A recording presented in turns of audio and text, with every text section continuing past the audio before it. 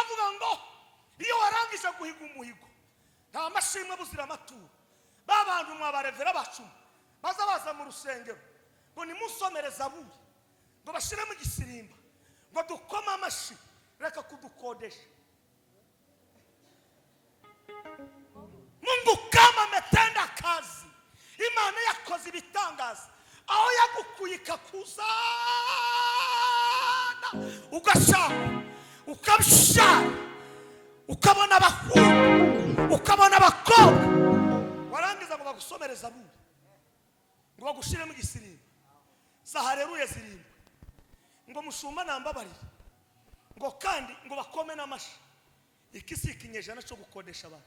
Uburere twarizwe ni uburere twarezwe muri education mu bijanye n'ishuri. Abafaransa bari batipe baratwishe de, ababirigi baratwishe, bari abajama baratwishe cyane mu bijanye n'ibyumuka ariwe jambo.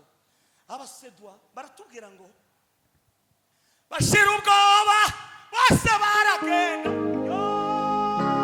baratashe muri gakondo yabo avuye mu bubata. Kuririmba gutya bakongomani tuzaturirimba twaririmba gutya ukama wumva Imana iramanutse.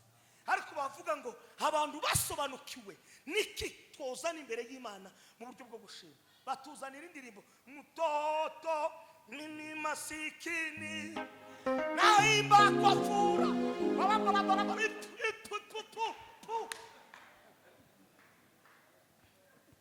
injiri iratwinjira ngo nuko se ifite icyo tanga ngo naje nyihaye umutima. Gusa Imana nyinye mbabazi ije gushogora imitima kiya batatu abantu bo barabonye discipline. Ariko kitagaza ngo pastor ngo mushu ngo naje ndacho afite icyo notanga ngo ariko ngo nyihaye umutima wanje yaciteresha wihaye umutima.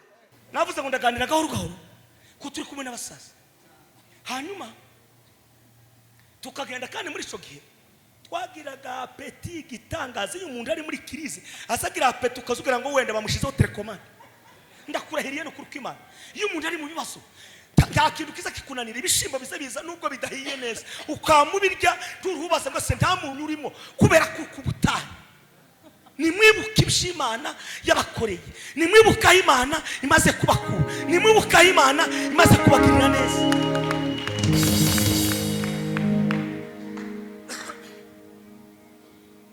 Uwo munsi sinzawibagirwa.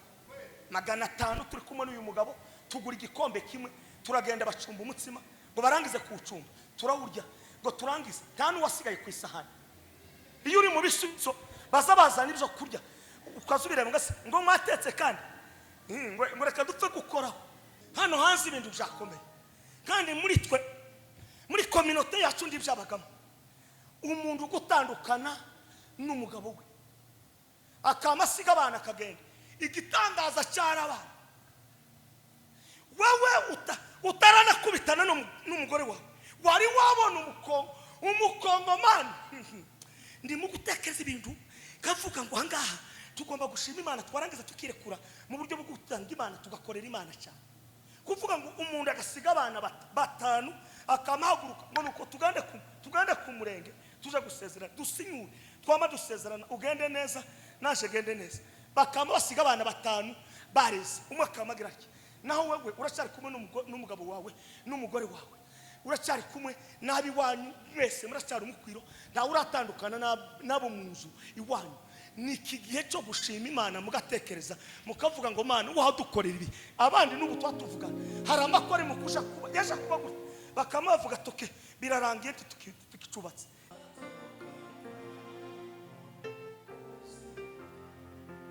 Teleka kama majime yatemenya yanitolea tu ya kwamba nitatiwa na niwe nani katika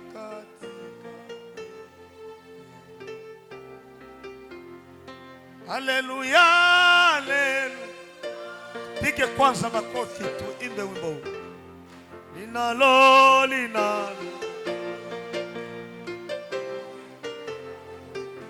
Mungu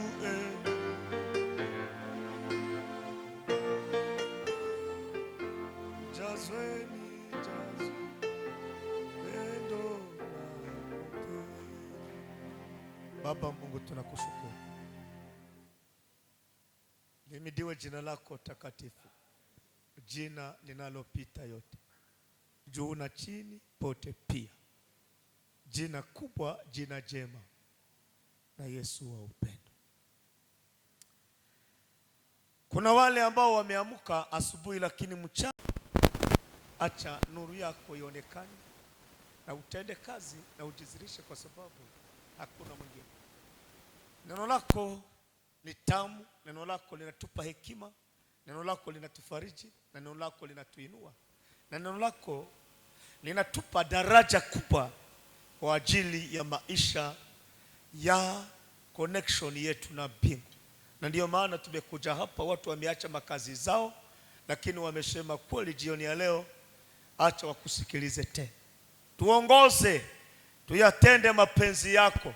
Roho Mtakatifu tuongoze, ili neno litupe hekima, neno lituinue, neno litufunze, neno litupanue, neno litupe yale ambayo hatuko nayo, sababu tunaishi kwa neno, tumeumbwa kwa neno, tumezaliwa kwa neno, tunatamka kwa neno, tunaimba kwa neno, tunaenda kubashiri. Kama vile Paulo alipofika, nilipopata maombi kutoka kwenu, nikapata nguvu kwa ajili ya kubashiri, kwa ajili ya mateso ya Yesu. Ndio maana tunasimama hapa, tunaenda kurusha makofi kwa ajili ya wewe Mungu, kwa neno lako.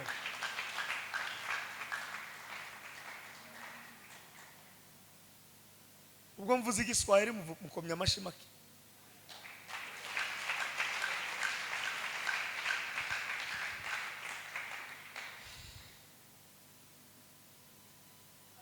Uramusobanurira?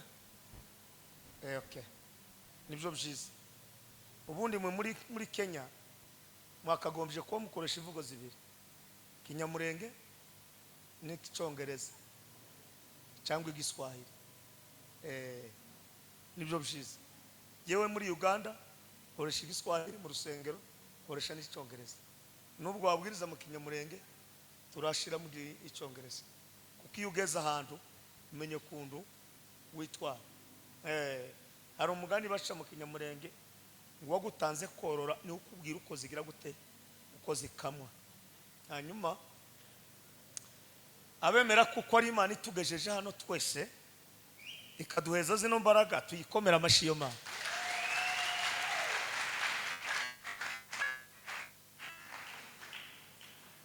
Reka dushimire umushumba w'iri torero na madame wiwe n'abana babo na sitafu yose bakorana muri pastorale, abadamu banyu n'abana banyu, kutwemerera ijuru na Revera Kado na Apotre Tezijyayo n'ijuru n'amatayi.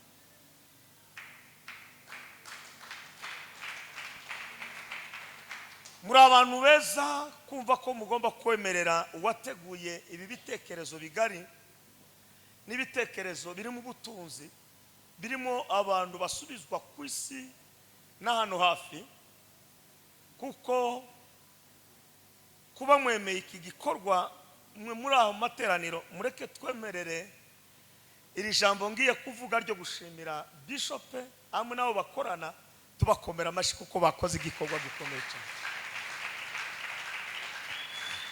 Mwisi hakomeye abantu batanu, nimugere mutyo. Umuntu wa mbere kwisi ni umuntu ugutega amatwi. Nubona umuntu ugutega amatwi akaguha umwanya wiwe, uwo muntu uzamenye ko akomeye, kuko Abongereza baravuga ngo time is money, umwanya na amafaranga. Ariko liwanga abona umuntu ugakureba abandegera kidogo akagutega amatwi, uwo muntu uzamenye ko akomeye. ko ntibapfa kuguha amatwi udafite icyo uheza abantu, ariko nubona umuntu aguteza amatwi nimba unafite n'ituru uzarimuhe. Uwo muntu arakomeye. Wa kabiri ukomeye ni umuntu bategereza ngo avuge ijambo avuze ligahumuriza imitima. Ukipata mtu mwenye atapewa neno na neno linaleta faraja katika mioyo watakatifu, uzamenye kuko ico kintu kirakomeye cyane. Cya kabiri kugira ngo aje ku ntego yo gushimira abantu, arico cya gatatu, umuntu ukomeye ni umuntu uzi kuzamura abandi, mtu anayeinua wengine. Iri ni ijambo ryo kuzamura n'umushinga w'ijuru. Birama ngo ajishushaye huyo ndiye atakweza, lakini anayejikweza Mungu uwimanura nawe Imana izagira gute? Izamuzamura. Iyo ubonye umuntu ukuzamura, uwo muntu abakomeye muri wewe. Rero twongere dukoma amashi ubwira itorero kuzamura bene data. Wagiriyerekwa ariko ndubona umuryango w'umuntu ushobora kukwakira no kuzamura ikikurimo. Turabashimiye mushumba. Dushimira abashumba muri hamwe wese, ababyeyi ndabona barimo benshi badutoje amagambo y'Imana.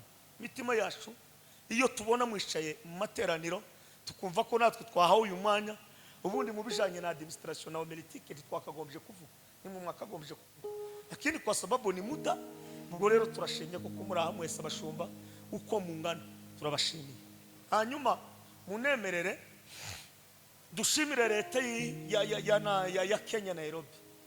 Buri umuntu kwakira yarangiza akagucungira n'umutekano, uwo muntu arakomeye cyane. Tutafite umutekano ntitwaterana, ntitwakora business. Dushimire leta ya Kenya, tuyikomera amashi menshi cyane uwereye mu nzego zo hejuru. Tunawashukuru sana government ya Kenya kwa kutupokea na kutupa nafasi ili tubashiri maneno ya Mungu. Murakoze. Munemerere dushimire abadukurikiranye kuri online, muri abantu beza, namwe mufata umwanya wanyu kugira ngo mudutegere aho muri ijuru, na Revera Kado na Apotre Nteziryayo na Matayo, natwe turabashimiye. Muri abantu beza, muri n'abanyabwenge. Hanyuma mbashimiye mwese muri aha, nari mbakumbuye.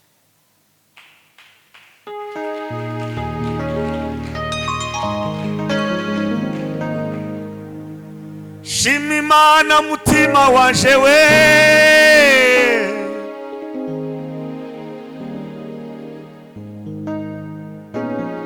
shima Imana mutima wanje we,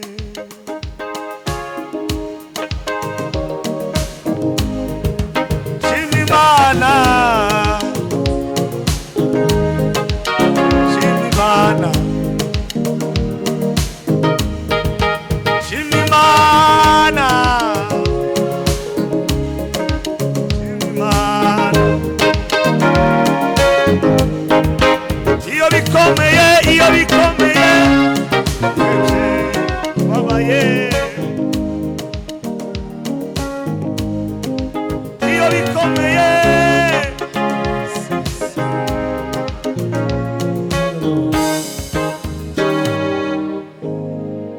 batanze. Nitwa Matayo nta mahizi muza, nabwira umugisha n'Imana. Mudamu n'umwe, abana ni 6, abuzukuru ni 3, abakwe 2, ntakwe Imana itagize. Kumeje kwishima. Abiyi mu kizungu ino uzusanga bafite imyaka nk'iyi yacu ataragira n'umugore. Ibyo ndasenga Banyafurika mbakomoka muri Kongo mwese, twigisha abantu gushaka kuko ubukire n'abana. Kubera kuko gutazaga kuraza bago butafu. Reka twinjire mu ijambo. Topic y'iki giterana mbere tukinjiramo, naje munemerere shimire Tubi na madame we muri iki kinyejana. Amen, amina, haleluya. Kubona imyaka yabo n'abana bafite bakoze igitekerezo, bakibwiye itorero n'inshuti n'abavandimwe ngo bagiye gukora igiterane umuryango umwe. Iri torero rirakomeye. Munemerere dukomere Imana amashi tubashimira kuko batekereje neza. Batwohereje amatike baroroha bararenze, baduha n'amafaranga yo gusiga mu rugo, baroroha kandi batwohereza n'amafaranga yo kujya mu nzira. Hari ahantu bazagutumira mu ivuga butuma bakakubwira ngo wiyaranje wenyine kandi ariho bagutumiye. Utaraje mu ivuga butuma ibyo ndi wobyumva, ariko kuva ntangiye ivuga butuma mu bibogobo bagerino mu bihugu maze kugenda, hari aho twagiye ndi banadusezera bakavuga ngo nuko ngo mugende Imana bagire neza. Abandi bakavuga ngo dushaka umugati wo mu nzira, abandi bakavuga ngo dushaka amazi kaho robine. Ni igitangaza. Ubongera amashi n'abagabo.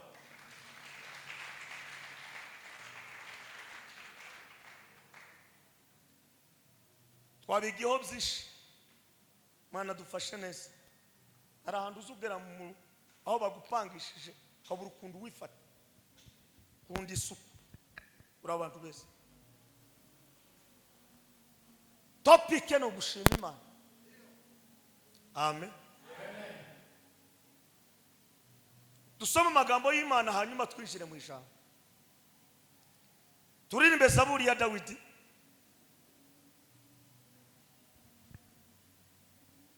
Ya 22 26. Muzindi Zaburi Kirundi nasanze ari 25. Wenda usanga izindi nazo zifite ukuntu zigenda zihinduranya amaverse. Hanyuma tuza gusoma n'umubwiriza. Abarundi baravuga ngo umusiguzi muhubiri ibice 5 n'umurongo wa 3 n'uwa 4. Abantu b'abahanga bazi gusoma barahaguruka badusomera. Nibarangiza gusoma je ndi umuririmbyi ndaba nkuririmbaho nindangiza ninjire mu ijambo ry'Imana. Kuko turi abakozi b'Imana twahamagawe no gukora umurimo no kubitaho gake gake, hanyuma abandi nabo bakavuga. Ikaze ko habonye kugira ngo asome. Dusome 22 kuri 26 igitabo cya Zaburi. Kuri wowe niho gushima kwanje guturuka, kuri wewe niho gushima kwanje guturuka. Gushimira mu iteraniro ryinshi, gushimira mu iteraniro ryinshi. Nzaguhigurira umuhigo wanje mu maso y'abakubaha. Kandi nzahigura umuhigo wanje mu maso y'abakubaha. Icyambere zagushima, icya kabiri mu iteraniro ry'abantu benshi, icya gatatu zahigura umuhigo mu bantu bakubaha. Tusome umubwiriza bice 5 umurongo wa 3 n'uwa 4. Kitabu cha Mhubiri sura 5 mlango wa 3 hadi wa 4. Bibiliya yavuze ngo nuhigira Imana umuhigo tugatinde kuhigura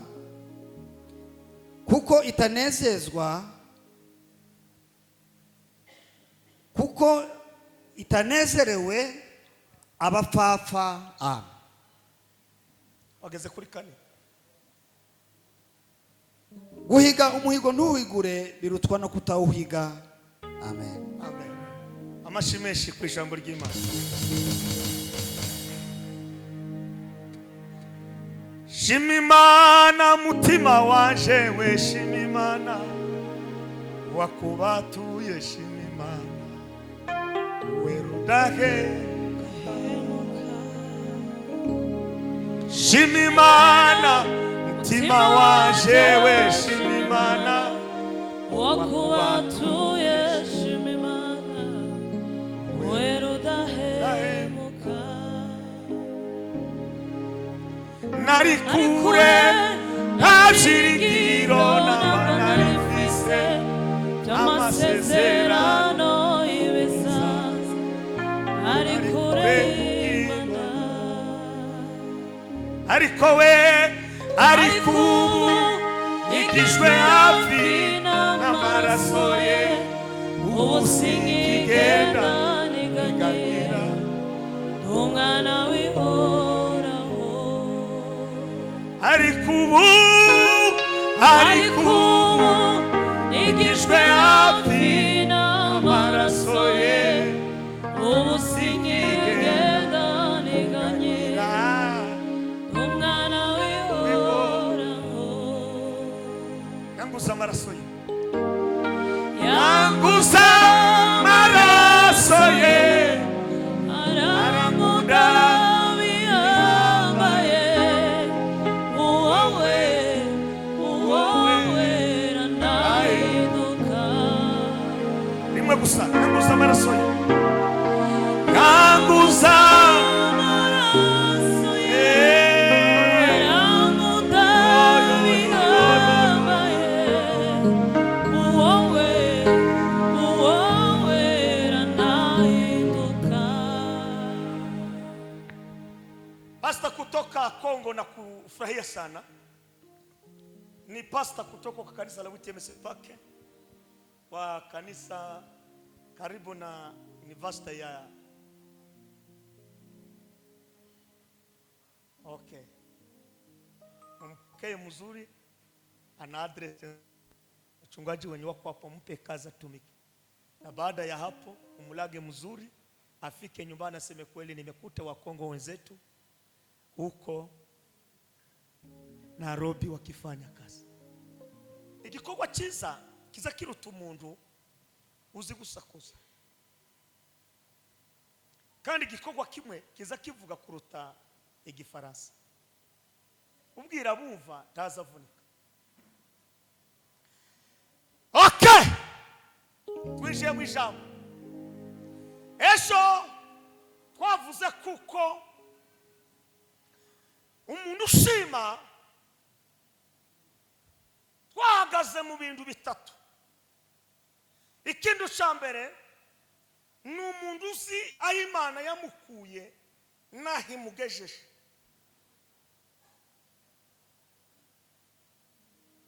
Nagasubiramo kararyoshe ni igitangaza, kandi ndabaza ngende gahoro gahoro kuko nabonye harimo abasaza, kuko mu buzima bwanje ndihuta ndaniruka, ariko nabonye abantu benshi bari hano, nabonye harimo abazehe ngomba kwitonda. Iki kumenya aho wavuye n'aho ugeze biza bikora umuntu ufite ubwenge bwo hejuru, udafite ubwenge bwo hasi, uzi gutekereza ubunini bw'Imana, aho yamukuye naho hageze.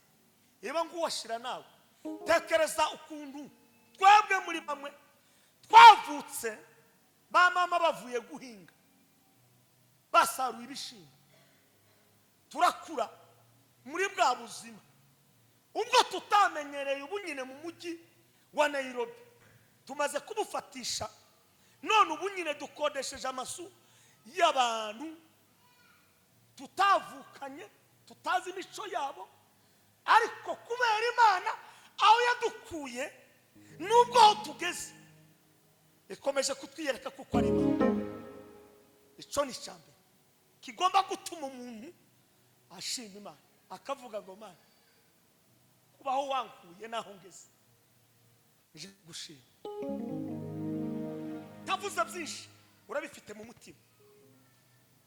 Hariho benshi turi hano hazageraho wenda ukwezi kugiye kurangira ugatangira kureba imirazi kubera kubura amafaranga yo kwishura inzu, kandi wanyu nta mirazi mugira, ariko mukanya gatoya ukabona Imana ikinguye irembo ikabikurihiye inzu, none ukavuga ati na school fees ndayikura he y'abana, ukabona umwaka urarangiye wararisha ibihembwe bingahe bitatu.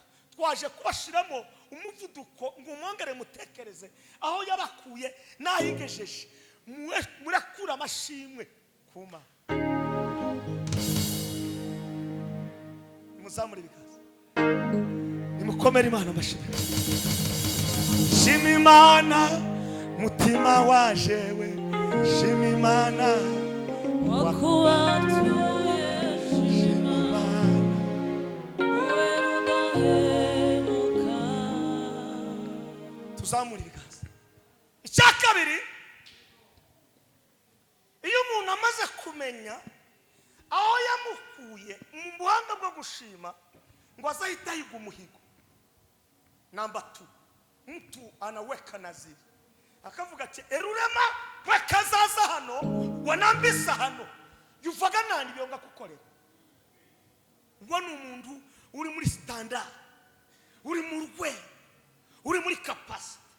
Ni umuntu utajegashega, ni umuntu utanyeganyega, ni umuntu udakubagana, ni umuntu uzaho yamukuye yarangiza ngo reka pigiki pigumuhigo.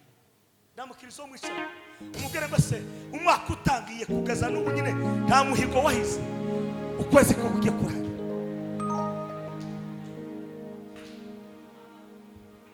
Icyambere ndaguzubesha oya cyakabiri imbabazi icyagatatu ijambo yivugiye ubwayo ukurikirana imyaka igihumbi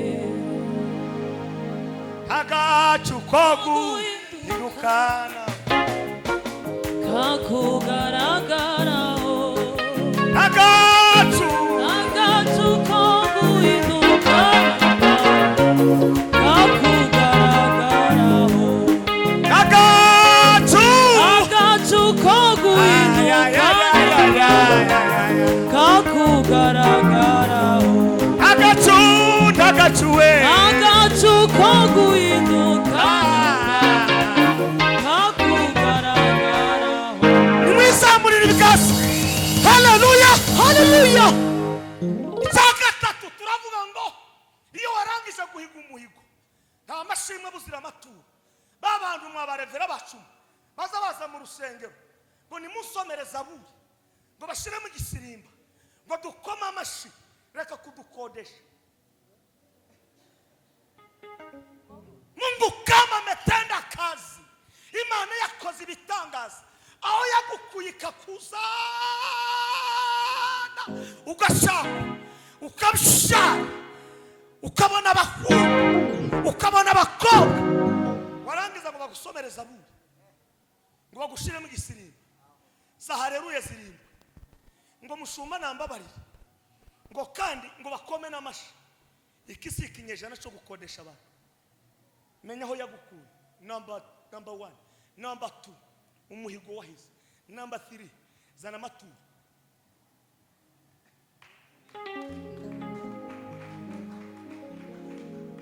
Uburere twarizwe ni uburere twarezwe muri education mu bijanye n'ishuri. Abafaransa bari batipe baratwishe de, ababirigi baratwishe, bari abajama baratwishe cyane mu bijanye n'ibyumuka ari we jambo. Abasedwa baratubwira ngo bashira ubwoba bose baragenda baratashe muri gakondo yabo avuye mu bubata. Kuririmba gutya abakongomani tuzaturirimba twaririmba gutya ukama wumva Imana iramanutse. Ariko bavuga ngo abantu basobanukiwe niki twozana imbere y'Imana mu buryo bwo gushima. Batuzanira indirimbo mtoto nini masikini naimba kwa fura baba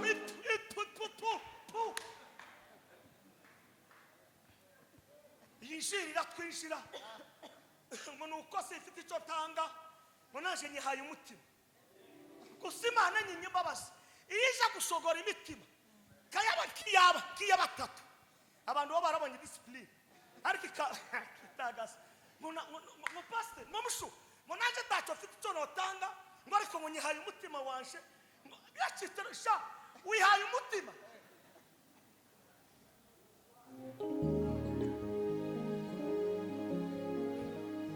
Shima Imana mutima wanje we shima Imana wakubatuye shima Imana uherudahemuka. Nimusamure ibikasi sema haleluya Haleluya. twarema twese ariko imitekerereze irarutana. Twarema twese ariko kumenya uburemere bw'Imana birarutana. Bibiliya ejo twarabivuze umudamu witwa Ana ngo amaze kuzamuka ngo akora recherche ngo asanga Imana yaravuze ngo nitubyare twororoke. Number 2 ngo agere mu rusengero asanga bene Eli barakozemo akajagari k'ibintu bitatu. Icambere ngo binjira mu gikoni umunsi w'isabukuru, umunsi w'amapate, ngo bakinjira mu gikoni bakajabura inyama zitarasha. Reka nkubwire, umugabo azahaha ariko umugabo ntagomba kwinjira mu gikoni. Nubwo wenda isi yatugize kwitugira, nubwo isi yahituwaranja, ati umugabo nawe agomba kwinjira mu gikoni sawa. Ibihe nyine ntawe wabirwanya, nta n'uwo kubita ingumi, nuko nyine ni ibihe ntaza kugira inyenda muvano. Aha nibihe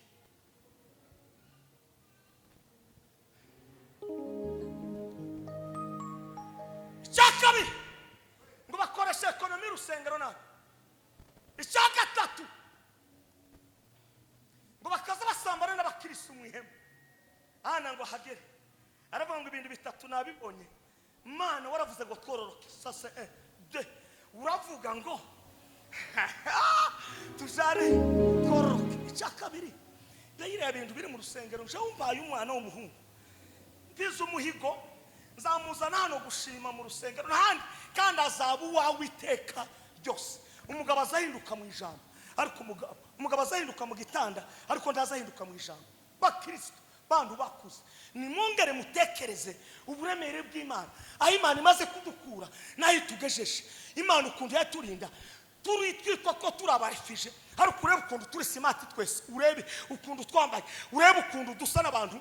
Nubwo wenda turi mu kunywa amatamo yo mu mapake, ariko nanone uri mugashiramo agasukari n'abandi batayima, ibintu bikagira neza. Warangiza ugasanga abana bose ko barakomeza kugira ritime, nta mwana uragukubita ingumi ngo agukubita umutwe ngo usokane mu gitondo. Ibintu byakomeye, ibyo byose ni ibintu byo gushima Imana. Naje kubatangariza hamwe na bene data, nimwongere mutekereze ibyo maze gukora, niturangiza twishime. Hari umuntu utabwiye ko kunumva akomera Imana amashimeshi.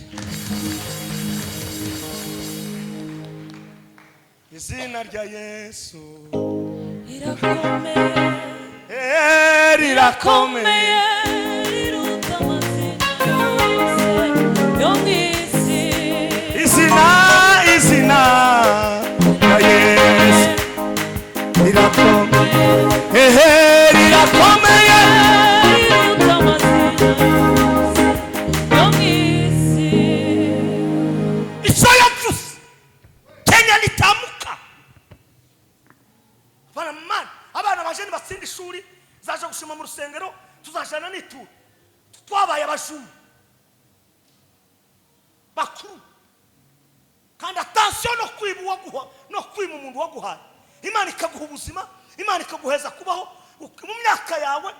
Turamara amezi 6 mu bitaro, ariko hari abandi bamaze mu myaka, wowe nturagwara. Turamenya capacity yo gushima Imana. Ana ngo yamamuzamukana amusiga neza ishi, azagukorera iteka ryose. Samuel wa mbere igice cya mbere n'umurongo wa 11 aravuga ngo icyo nahize. Iyo umuntu ashima Imana, icyo mwahize mugene mu gihugu, umwaka ugiye kurangira, hari ahantu mwisharanye, dore ko umujyi wabaye n'umugore wawe, uravuga ati Imana niturinde umwaka tugire neza, natwe tuzakora iki. Mureke kwinjiza amadeni ayo mufite mwakuye mu Kajembwe, nayo mwakuye mu Rwanda, nayo mwakuye i Bujumbura no ku Mutanoga, muyongere haya. Ubu ni bakuvuga umuntu uri hano umutima wiwe, umuganirize. Hari imihigo mwahize, hariyo twahize. Mana nutugirira gutya, natwe tuzagukorera gutya. Ikindi kiza gituma dushima kugira ngo akomeze, tuzadushima Imana kugira ngo bubuhamya bufasha abantu bacitse intege. Nimuzamure ibiganza. Patrick avuye muri Sweden, ariko iwabo nabo niri ya ruguru bakiri twasere tuvuka.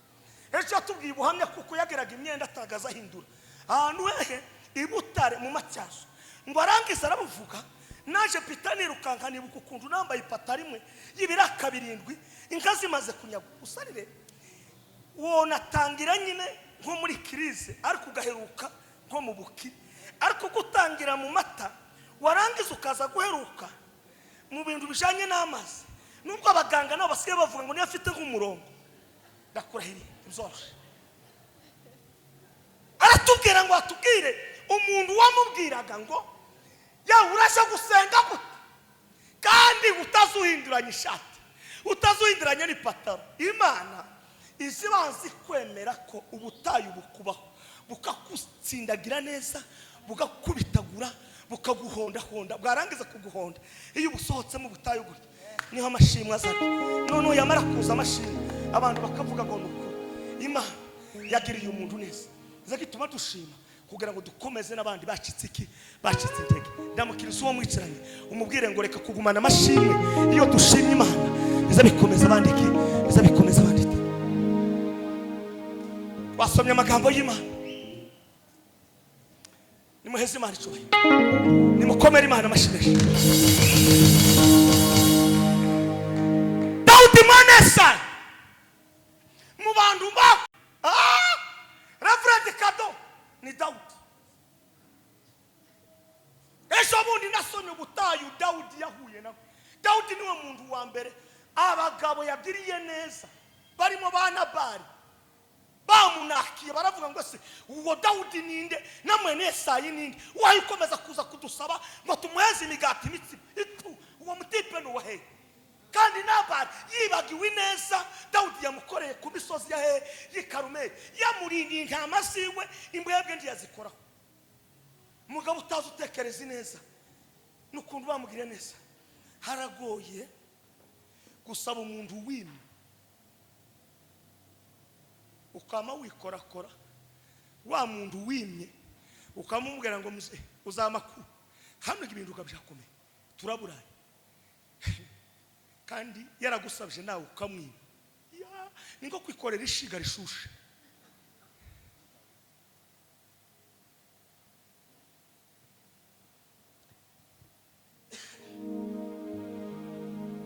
Barangise aba Dawudi yaratumye baraza babwira Dawudi ngo ule jamaa ameongea Dawudi ni nani na mtoto wa Yesayi ni nani.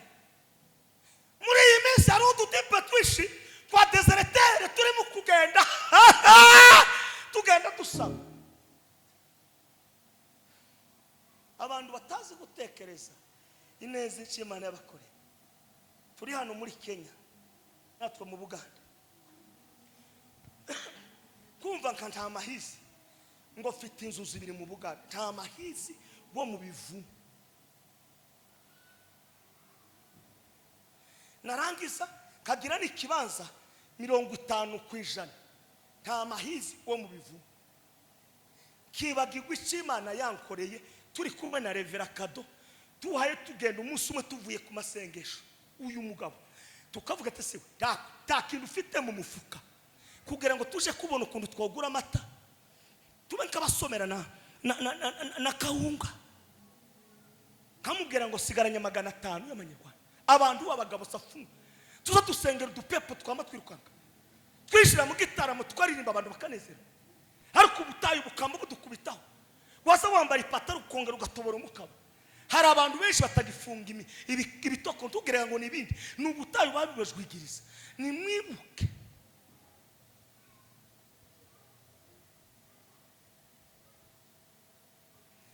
bamwe imisatsi yanyu sirende ariko uyabaha irende. Nawe uriyizi ni wanyu mwetse muri agasitiki.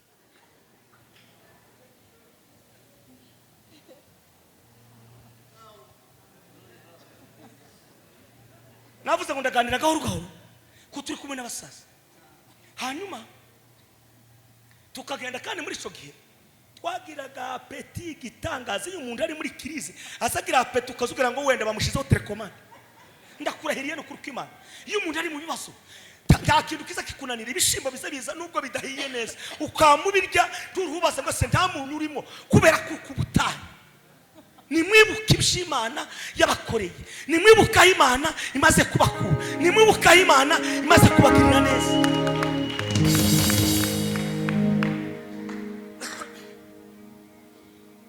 Uwo munsi sinzawibagirwa 500 turi kumwe n'uyu mugabo tugura igikombe kimwe turagenda bacumba umutsima ngo barangize kuwucumba turawurya ngo turangize nta n'uwasigaye ku isahani. Iyo uri mu bisubizo bazabazana ibyo kurya ukazubira ngo mwatetse kandi ngo reka dupfe gukoraho. Ibisubizo ni byiza. Ndasenze muri uyu munsi yakagira umuntu uzaribwa n'inzara. Inzara ni mbi. Imana uzarinda abantu inzara. Nimba hari ikintu kigoye ku isi, Dawudi yigeze kubwira Imana. Imana yamubwiye ngo tora ibintu bitatu mugiga imare abantu bawe bose nawe.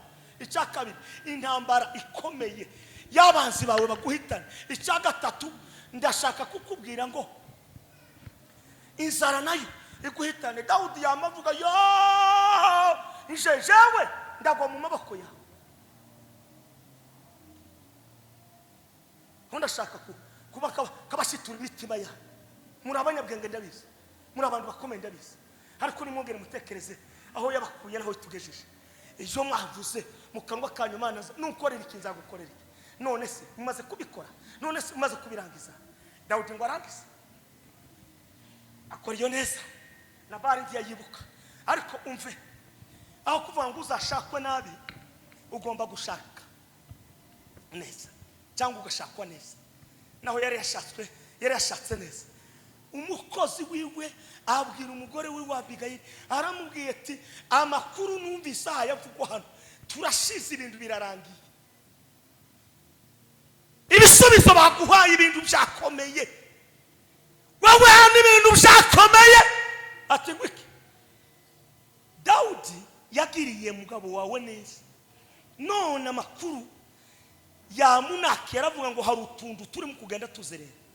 None abaze gusaba ibyo kurya basubiyeyo, witegure ko amaraso agiye kumeneka. Abigayili ngo yamazamuka yinjira mu gikona atabwiye umugabo. Yari uwa mbere Abigayili ngo arateka ngo azamuke. Reka nkubwire, iyo umuntu ashonje tazatekereza neza. Iyo umuntu ashonje amacandwe azakama.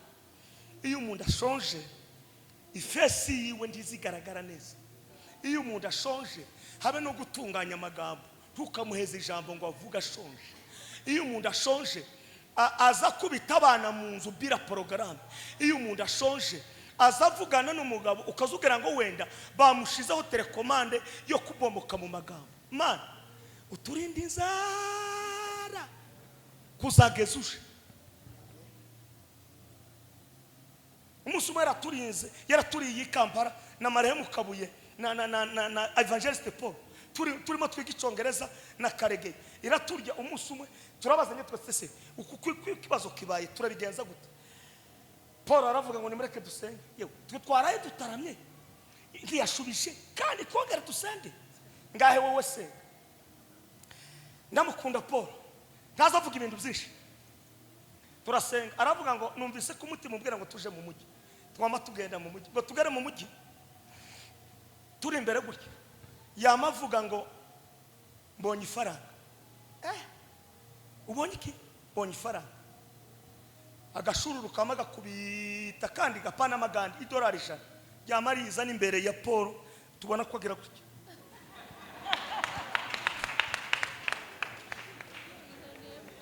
Kandi izo ngizo ntiwashaka kuri radio, ntiwonaje no kubaza amakuru se zataye agashururu. Uyu mugoroba Imana ni gucira inzira, iguciriza.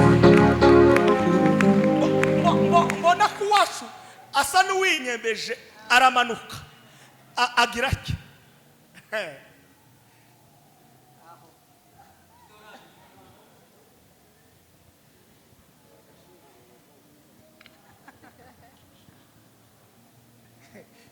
Niba hari ikintu kigira ritime mu maboko, iriya noti yo kwa Tarampa.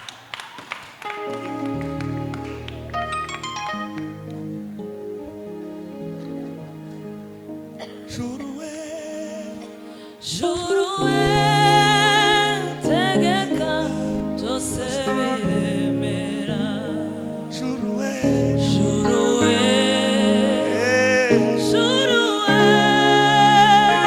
tegeka byose biremera. Ijuru yambereye ihembe ry'agakiza. yankenyeje imbaraga, oh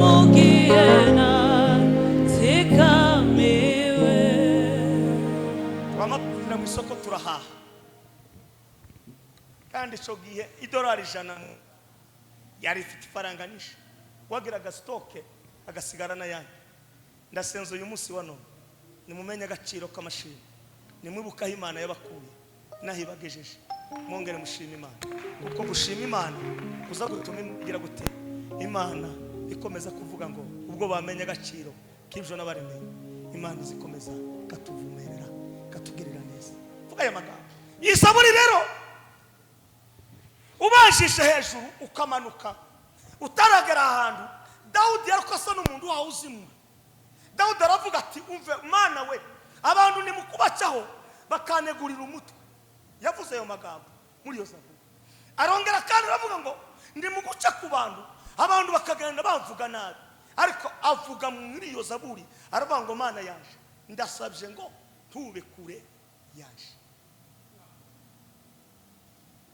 Imana ninde wovuga ko itari kure kuri kure nawe yoba kure natwe twoberwa kuki yoba kure natwe twogera muri ibihe tugezemo yoba kure natwe ituretse ibindi bizokomera ariko Dawudi aravuga ngo nzagushima mu iteraniro ry'abera bose icya kabiri zaguhigurira umuhigo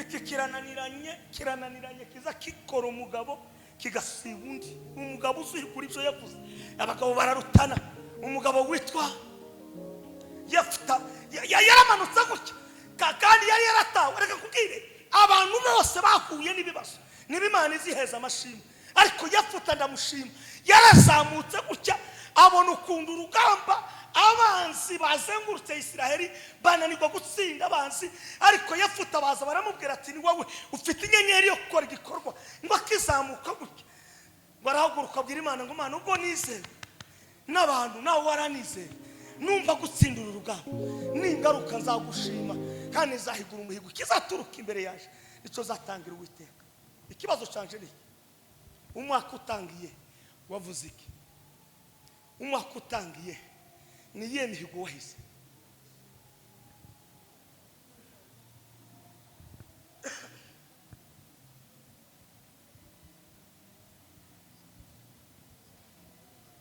mwene data asoje kandi igikorwa yakoze icopfa gukora umuntu gusa ni ukuri tubabwiye Revera Kado yaje ninde je banohereza ifaranga asiga n'izimu mu rugo ibyo bintu byose afite n'abana biga yagombaga kubikora ariko ararangije aravuga ati nugushima Imana dushima Imana tuzumva ibyo azavuga afite ukuntu yabiteguye ariko mutekereze bene icyo kintu ko murabona uyu muntu arangana nawe wahize imihigo kuva muri Kongo kugezana n'ubu nyine utarayihigura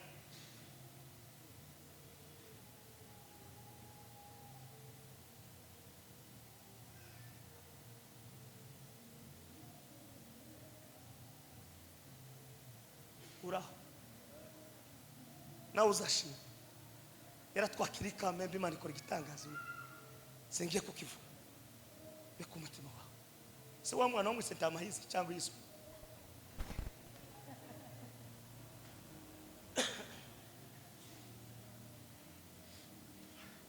isi tizareka kuvuga kapasite y'abisi igira ukundi ivuga kapasite y'abisi igira n'urwego rwabo ariko nutekereza igitekerezo cyo gushima shima wowe nk'Imana yawe naho nutekereza ngo isi rubanda izaze kugufasha gutekereza hejuru y'ubunini bw'Imana tuzashima Imana wowe abantu nibavuga harabavuga ngo se tubi ngo nukukisi bakuriye no kwiyerekana bakuriye yisha reka bavuge ibo bavuge habe na ba Dawudi barashimye abavuga ndi baretse kuvuga Yesu yarashimye abavuze ndi baretse kuvuga Isiraheli bambutse inyanja itukura ba Miriyamu bararirimba abavuze ndi baretse kuvuga isi igizwe no kuvuga isi igizwe no gucokora isi igizwe no kugenda uko ishaka ariko ikiri mu mutima w'abashima Imana shima Imana Imana inezerwe shima Imana Imana igirite Imana ivuge ngo turabona rero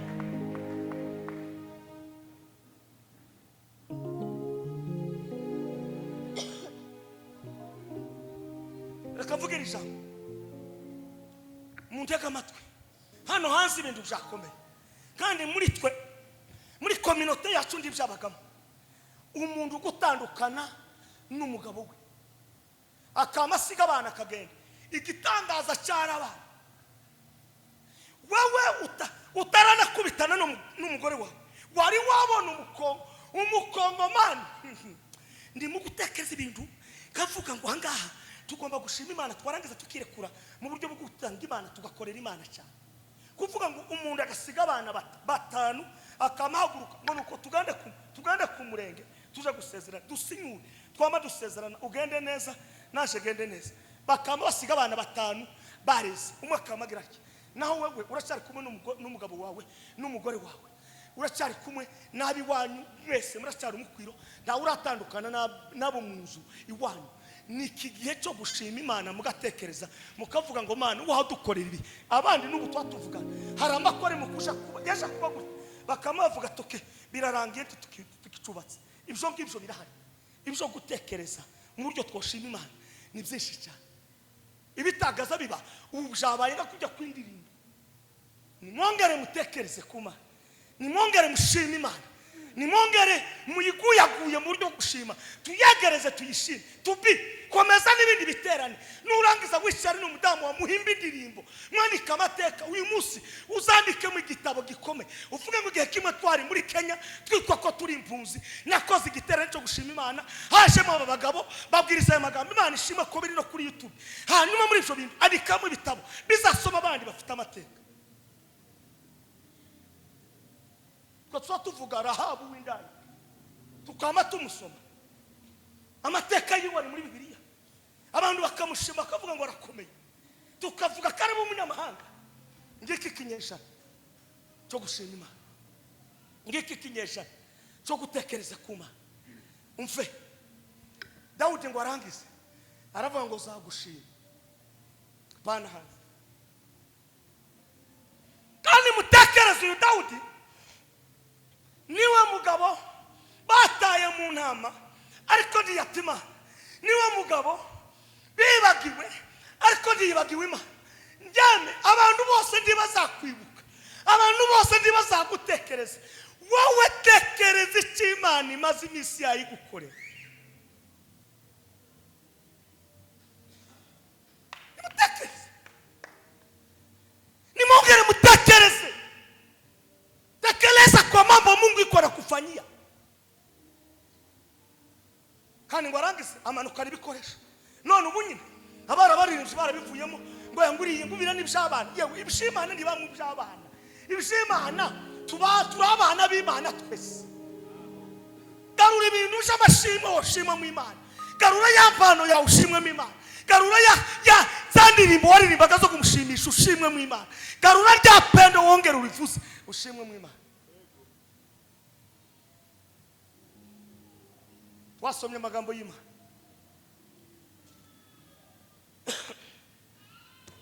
umubwiriza yavuze ngo nuhiga umuhigo nuhiga umuhigo tugatinde. Reka mbabaze nina muntu utarayize uyu mwaka azamura ikiganza utarayize Mana nunkoreke azamura ikiganza. Okay, ndamukiriza umuntu mwishara umubwire ngo iki kinyejana ndikirangire uyu mwaka turangire udahiguye umuhigo. Ma inda ninyibyara nono ninyibyari inda kayibyara nono zagushima. Ma nubona uyu mwana akavuka neza icuma kitanciyeho zagushima. Nimwongere mushira amadeni mushima Imana ubwo twagize umugisha tubye gakora igitera nimwongere mwinjire mu bitabo ibyo mwavuze mushima Imana nukore igitangaza kabona abana batsinze ishuri Imana zagukira. Ejo bundi nari mu modoka umudamu arambwira ngo abahungu banje babiri n'umukobwa wanje bose batsinze nariko nisimbiza kunde uzi kuwangwa abana batamahisi wo mu bibogoboko kuko baratsinda abana b'abanyankuru.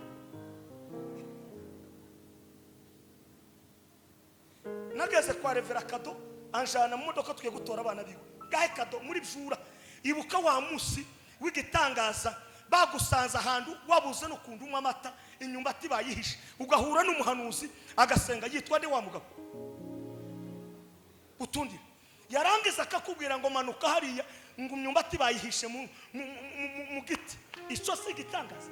Ariko uyu munsi wa none ufite imodoka zibiri, ufite inzu, uri mu mujyi wa Kigali, nurangiza abana bawe ko baraza mu modoka bavuga icyongereza, wewe wakubwira ibyo bintu. Twebwe ntituzi gutekereza. Abazungu baraturusha, ibo baza bandika udutabo gusa uburyo umwana yatsinze ishuri, naho twebwe tugashaka ibikomeye n'ibikomeye nabyo ntitubiheza agaciro. Twarangiza tukama twiyemera twese, ukasanga umuntu ni makoti gusa akamagororoka, ukazugira ngo isi yayifashe. Yaza mu rusengero bavuga ngo duture Imana turagishimwe, umuntu akazakora forex biro mu mufuka, ukavuga ngo yinjiye ihuduma, akazagira gutya ihuduma, yagera muri Sakabe akazayirunguruka gutya, inzoka zikamenya inoti ntoya nini. Tuze gushima Imana. Nimwongere mutekereze gushima Imana. Za modoka zibiri mu cyumweru kimwe, warangiza n'inzu kuzo mu mujyi wa Kigali.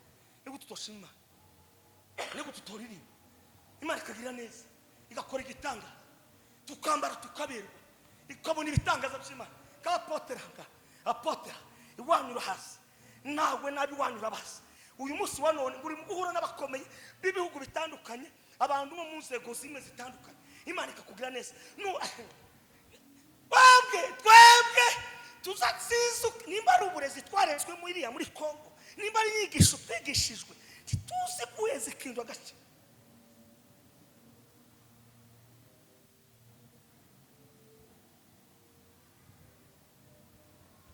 Noye kumuhigo tugatinde. Itakabiri nubona ko uzatinda birarutwa no kutawuhiga. Ni muhina amagambo. Akuvuga ngo twaduhiga ibyo tudasohora, duhiniki duhina amagambo. Uyu munsi wa none ndangirisha muri iri jambo, nimuheze Imana icubahiro, nimuvuge ngo haleluya. Navuze gahoro uyu munsi wa none kugira ngo abazehe nabo tujana, ariko ndangirize muri iri jambo. Natekereje ijambo rinini rikomeye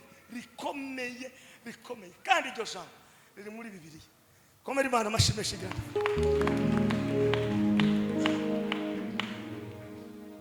Ninde wari kwemera ko Zakayo Yesu yotahiwe?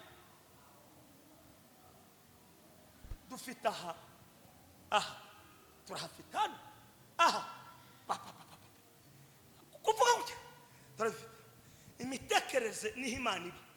Nutekereza mu Mana mu bunini, Imana izafata amashimwe yawe mu bunini.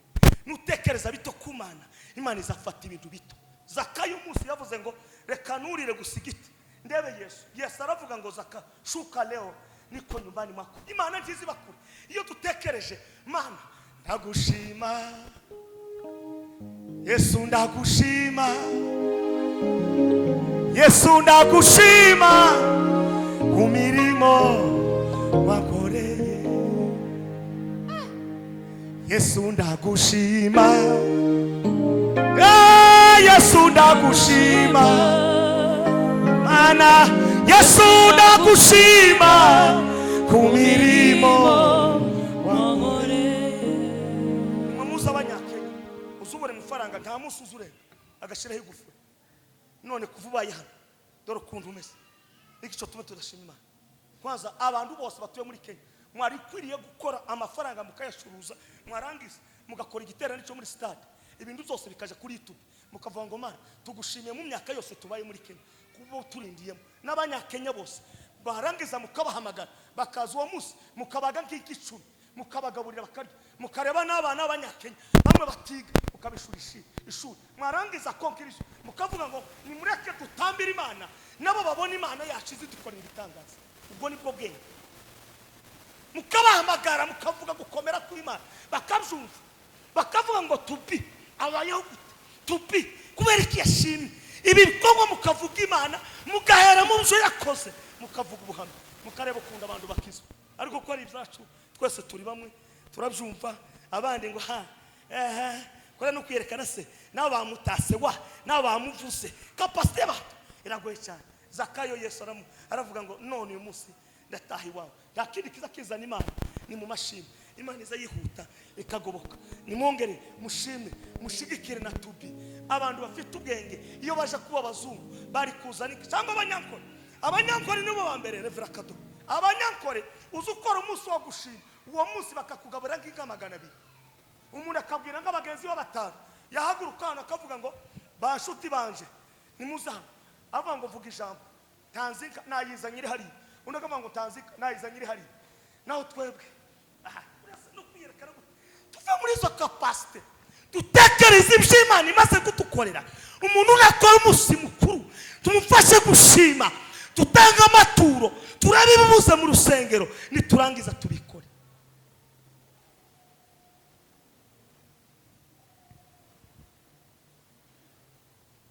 nimwakira ijambo ry'Imana